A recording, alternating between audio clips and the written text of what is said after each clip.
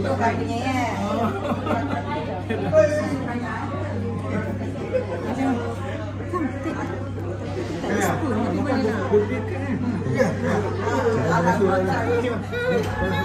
Menggigil tangan tu.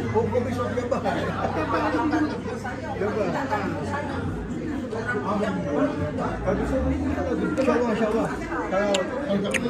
Kalau tak lalu bukan.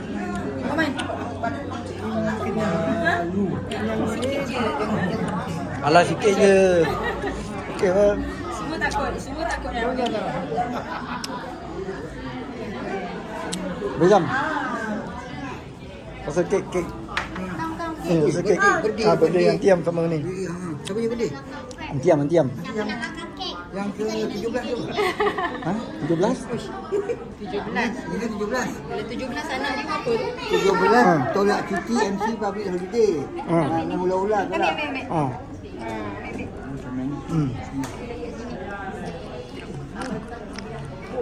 Kan? Ya, baik. Mana punya?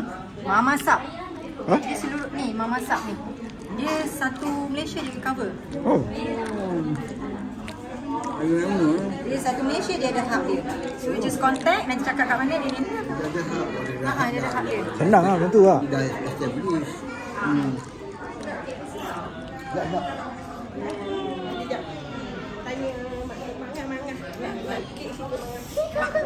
Boleh.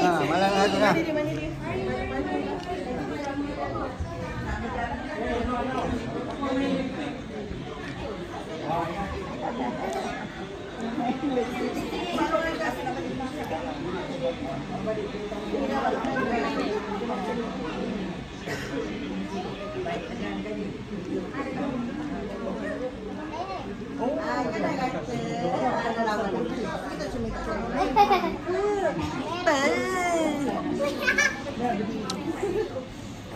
Bibir tahun ni dapat dah macam ni.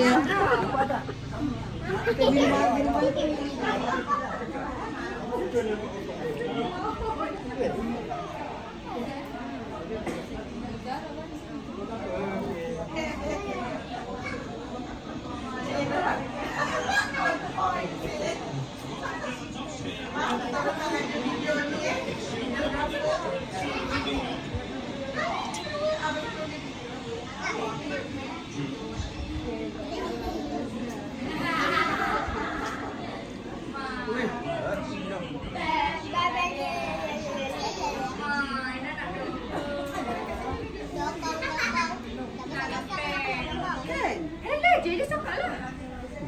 Tak baik cakap dengan dia tu. Bila mama dah besar-besar dokon apa-apa, boleh tak? Anak dokon. Ya, anak kita nak dokon dengan orang lain lah.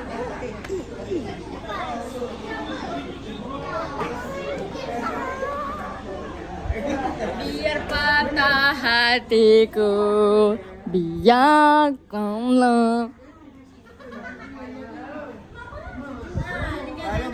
Dia pun cantik juga ni. Sana. Oh, okey. Sonok di